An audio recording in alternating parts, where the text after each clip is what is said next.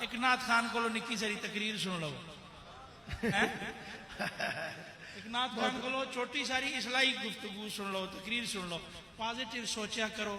حضور دیاں محفلاں وچ اسی سارے حاضر ہونے ہاں، جس دی جیڑی ڈیوٹی ہے وہ ڈیوٹی کر رہے ہیں، بے شک تے دعا اے کرو شاءاللہ کرم دی خیر مدینہ پاک تو سارے پہ جائے۔